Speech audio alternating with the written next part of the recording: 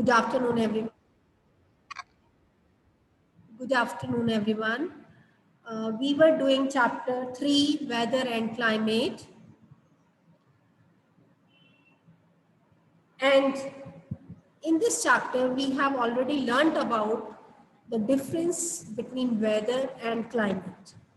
So now we have already learned what are the factors which affect the climate of a place. कौन कौन से factors हैं जो किसी भी place के climate को affect करते हैं, जैसे distance from the equator. Equator के पास जितने भी places हैं वो गर्म होंगे क्योंकि equator पे direct sun rays पड़ती हैं as compared to the places which are far away from equator. Direct sun rays जो होती हैं वो ज़्यादा हीट प्रोड्यूस करती हैं जिस कारण से वो एरिया गर्म होता है. Second, we read about elevation, altitude. जो प्लेस सी लेवल से जितना ऊंचा होगा वो ठंडा होगा. इसमें एग्जांपल है ऊटी. ऊटी जो है इक्वेटर के पास है.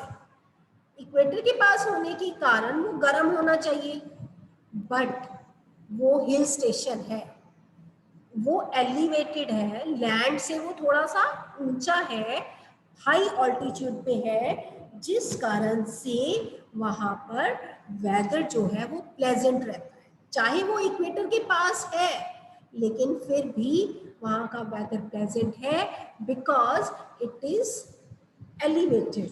ये हायर ऑल्टीट्यूड पे है. क्लियर? अब पंजाब जो है, पंजाब और Himachal Pradesh almost same latitude पे हैं, लेकिन पंजाब का वेदर जो है वो एक्सट्रीम रहता है, गर्म रहता है, और हिमाचल प्रदेश कंपैरेटिवली ठंडा होता है. इसीलिए लोग, पंजाब के लोग ज़्यादातर हिल स्टेशन मनाली चले जाते हैं, शिमला चले जाते हैं, बिकॉज वो हाई ऑल्टीट्यूड पे है, वो लेवल सी लेवल से थोड़ा ऊंचा है. हायर ऑल्टीट्यूड पे होने के कारण वहां पर वेदर प्लेजेंट रहता है, इसलिए वहां पर मौसम, क्लाइमेट जो है ठंडा रहता है. तो दो फैक्टर्स पता चल गए. एक तो distance from the distance from the equator, second is high altitude और एलिवेशन. आज हम करेंगे distance from the sea. So read it बेटे. Other, read it.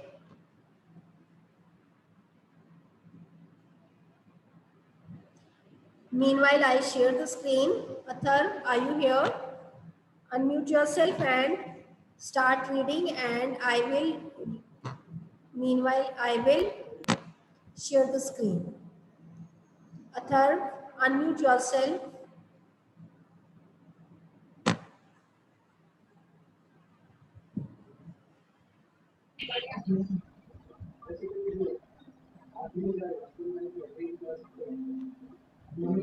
Isma, mute yourself.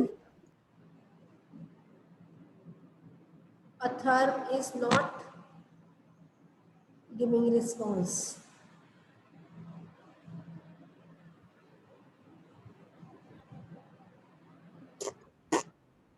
Bete, maybe there is some problem in network. So if my voice is not coming, wait for a while, okay? Read it, bete.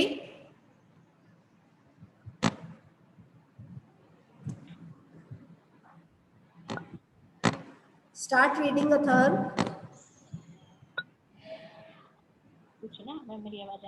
The climate of a place is greatly influenced by its distance from the equator. The places near the equator are hotter because the rays of the sun fall vertically on the equator. Since the vertical rays cover a smaller area, they are more concentrated.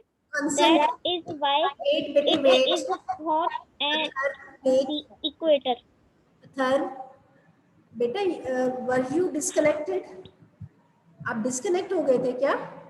मैंने आपको बोला है distance from the सी पढ़ना है. आप पढ़ रहे हो distance from the equator, which we have already read. Page number 23, third point, distance from the sea. यहां से पढ़ो बच्चे। The sea has a moderating influence on the region close to it compared to land. Water takes longer to heat and cool, thus oceans heat up and cool down slower than the land around them.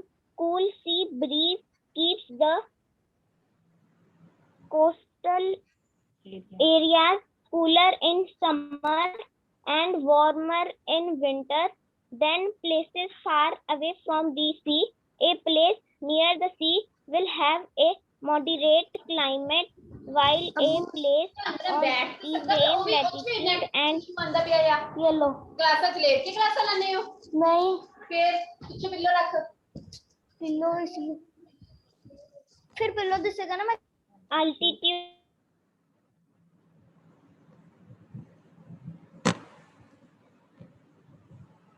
Yes. Now let me explain. Distance from the sea. Distance from the sea also is an important factor which influence the climate. जो places sea के पास हैं, sea की coast के पास हैं, वो ठंडे रहते हैं as compared to the places which are far away. अब पंजाब जो है वो सी के पास नहीं है, उसके पास कोई सी नहीं है, जिस कारण से यहाँ पर एक्सट्रीम टाइप का क्लाइमेट होता है। बट मुंबई जो है आपको पता है वो कोस्टल एरिया पे है, महाराष्ट्र की कैपिटल है, तो वो सी कोस्ट पे है, वहाँ का टेम्परेचर मॉडरेट है। चेन्नई है, गोवा, ये प्लेसेस जो हैं सी के पास होने के कारण यहाँ पर मॉडरेट क्लाइमेट होता है। मॉडरेट क्लाइमेट मतलब ना ज्यादा गर्म ना ज्यादा ठंडा, क्लियर। वहां पर एक जैसा टेम्परेचर रहता है, चाहे गर्मियां हैं चाहे सर्दियां हैं। तो वो क्यों ऐसा होता है? ये होता है सी ब्रीज के कारण। सी ब्रीज अब पूछोगे आप वो क्या होता है, सो लेट मी एक्सप्लेन। अब see from this place, this picture, here sea water is there, you can see ये सारा blue part जो है ये sea है, अरेबियन सी, और this is land area, ये brown color वाला जो है वो land है, and this is sea। तो जो sea water है और ये लैंड एरिया है, ये coastal area. Coastal area means जहां पर सी और लैंड टच करते हैं, that is coastal area. Land जो है ना, ये वाटर के कंपैरेटिवली जल्दी गर्म होती है, clear. Land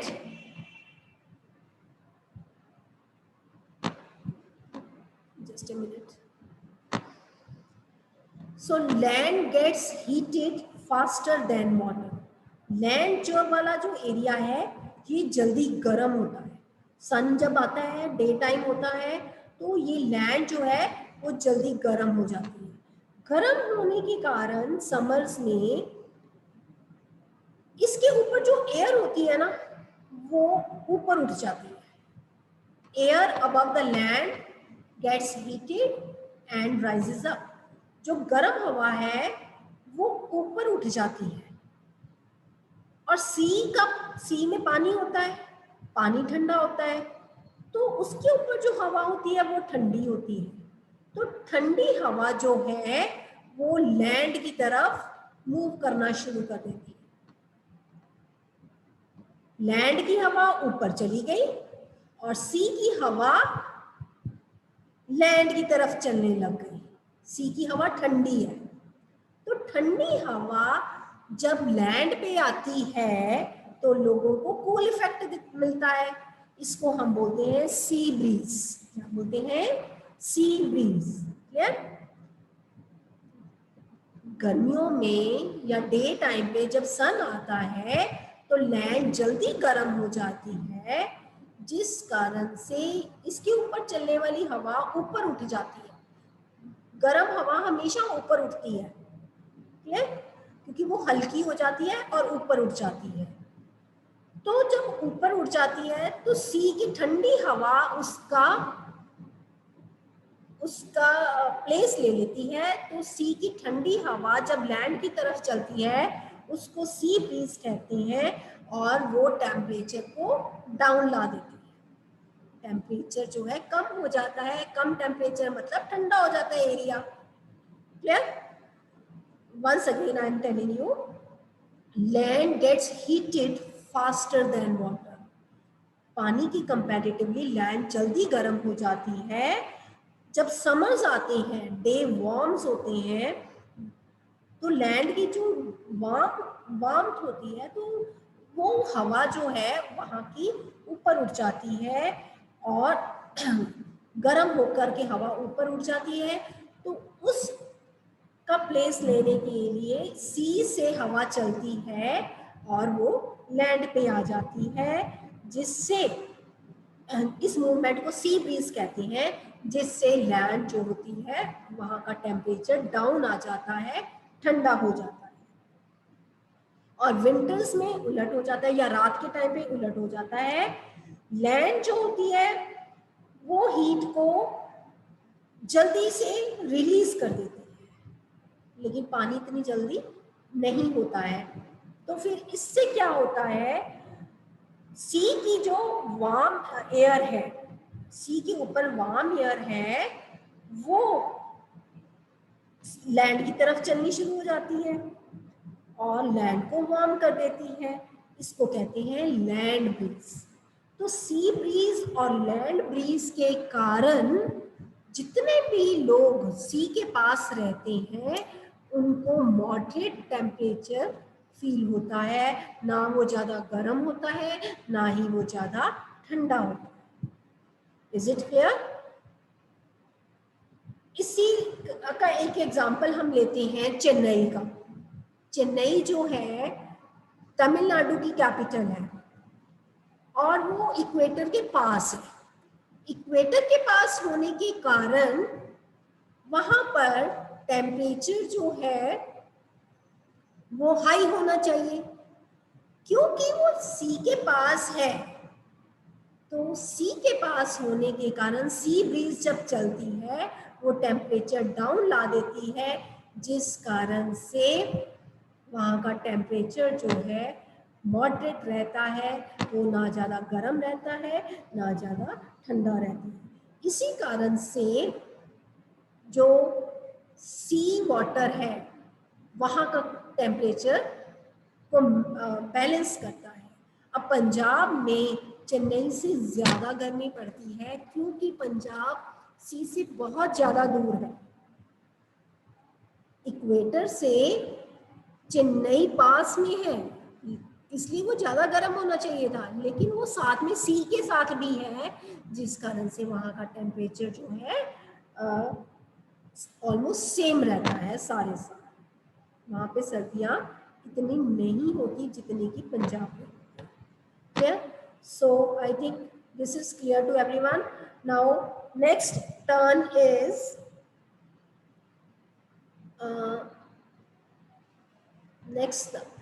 Srishti.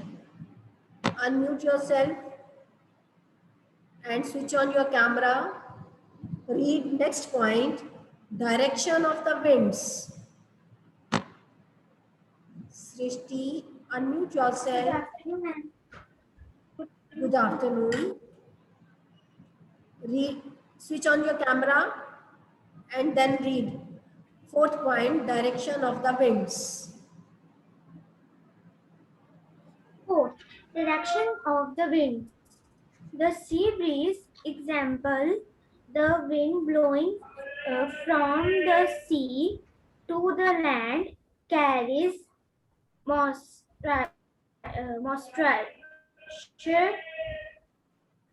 and brings rain to the coastal areas. The land breeze, example, the wind blowing from the land to sea in cold and dry, to the sea in cold and dry if it blows from a cold area. It is warm and dry if it blows from a warm area. Okay, now let me explain. इसके साथ ही direction of the wind भी है, ये भी climate के ऊपर effect डालते हैं। कैसे? अब मैंने अभी एग्जांपल दिया, सी ब्रीज जो है, ये देखो सी ब्रीज ये अब ठंडी होती है, ठंडी होकर के ये लैंड की तरफ मूव करना शुरू कर देती है। तो लैंड की तरफ मूव करती है ठंडी हवा, वहां का टेम्परेचर डाउन कर देती है। लेकिन अगर वही हवा किसी डेजर्ट के ऊपर से निकले, ठीक है ना, तो वो गर्म होगी, ड्राई होगी, और वो उस दूसरे प्लेस पे जा करके वो गर्म हवा वहां के टेम्परेचर को बढ़ा देती है। क्लियर? ऐसे ही राजस्थान से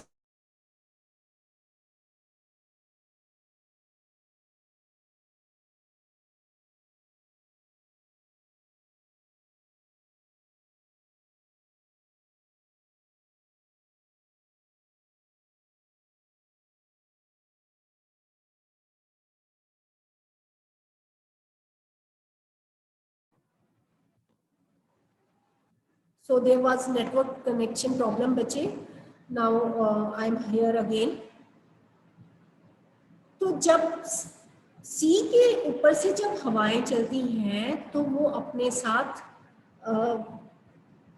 जो कूल सी ब्रीज होती है वो लैंड एरिया को ठंडा कर देती है। लेकिन अगर वही हवा किसी गर्म एरिया से निकले, डेजर्ट से निकले,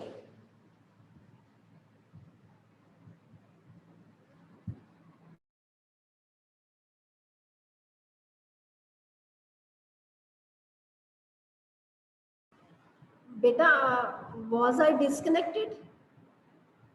I think there was some network issue. So if the wind is coming from the dry areas, then that wind will be warm and hot, and it will make the other place hot. Rajasthan से हवाएं जब चलती हैं गरम, वो पंजाब को भी गरम करती हैं। राजस्थान तो करती ही है, साथ में जहां जहां पे वो हवाएं चलती हैं, हरियाणा, दिल्ली, राजस्थान, तो वो सारे प्लेसेस को गरम करती जाती है। तो जिस कारण से विंड्स की डायरेक्शन भी टेम्परेचर को अफेक्ट करती है, क्लाइमेट को अफेक्ट करती है। ठंडी हवा आएगी तो टेम्परेचर डाउन जाएगा, गर्म हवा आएगी तो टेम्परेचर हाई जाएगा। Clear? Next comes humidity. Humidity का मतलब होता है कि हवा के अंदर कितना पानी है, मॉइस्चर कितना है। मॉइस्चर मीन्स पानी की मात्रा।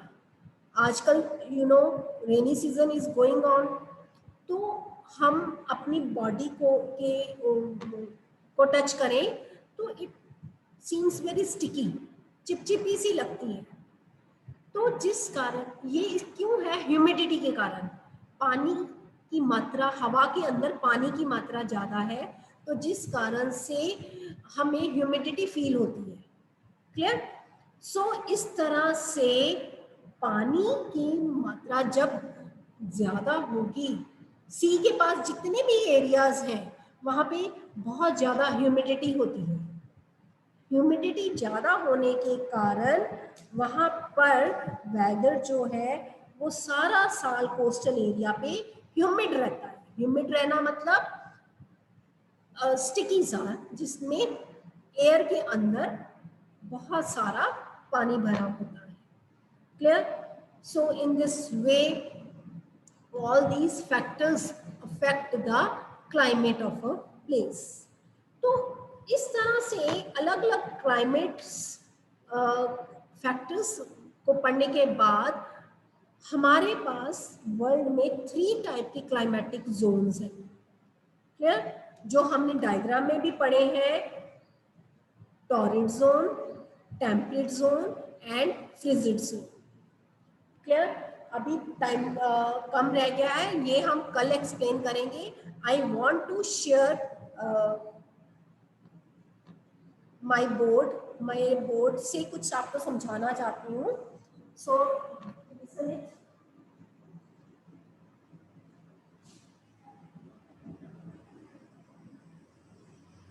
See, this is the south part of India. क्या ये 8 डिग्री सेल्सियस के 8 डिग्री सेल्सियस से स्टार्ट होता है. लैटिट्यूड, ये 8 डिग्री लैटिट्यूड है और 0 डिग्री पे इक्वेटर है. इक्वेटर के ऊपर सनरेज हाई होती है.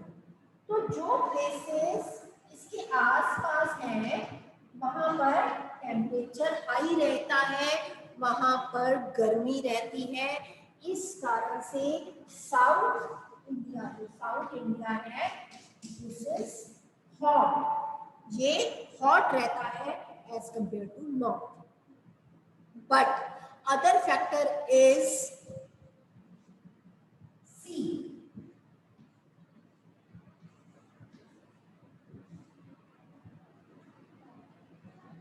Here, Bay of Bengal is there, and here Arabian Sea is there. Arabian Sea west side पे है, बे ऑफ बंगाल जो है नॉर्थ ईस्ट साइड पे है. वाटर बॉडीज इसके पास होती हैं, तो क्या होता है यहाँ से सी ब्रीज जो है लैंड की तरफ चलती है और सी ब्रीज लैंड की तरफ चलती है. तो यहाँ पर जो आसपास के लोग हैं, now here Chennai is here. Chennai जो है it is here. Chennai coastal area पे है. Mumbai is here. Coastal area पे मुंबई है. जब सी ब्रीज यहाँ से चलती है तो वो लैंड पे ठंडी हवा लेकर के आती है, जिस कारण लैंड का टेम्परेचर लो हो जाता है. मींस इतना हाई नहीं रहता. इक्वेटर के कारण चाहे टेम्परेचर हाई होना था, लेकिन कोस्टल एरिया पे होने के कारण यहाँ पर टेम्परेचर लो रहता है. सेम वे यहाँ पर ऊटी हिल स्टेशन, यहाँ पे हिल्स है, तो हिल स्टेशन के ऊपर ऊटी है. ऊटी भी इक्वेटर के पास है, चाहे वो सी के पास नहीं है, लेकिन वो इक्वेटर के पास है. तो यहाँ गर्म होना चाहिए था, लेकिन ये हाई ऑल्टीट्यूड पे है, जिस कारण से यहाँ पर टेम्परेचर जो है लो हो जाता है. हाई ऑल्टीट्यूड मतलब लो टेम्परेचर. सेम जैसे हिमाचल में, हिमाचल एलिवेटेड है, माउंटेन्स है, हिल्स है, वो ऊंची है, जिस कारण से वहां पर टेम्परेचर लो रहता है. क्लियर? नेक्स्ट पॉइंट है डायरेक्शन ऑफ द विंड्स.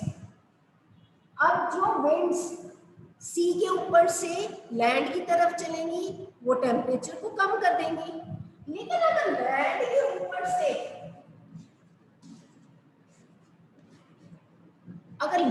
के ऊपर से हवाएं चलेंगी तो वो गर्म होंगी और वो टेम्परेचर को गर्म कर देंगी.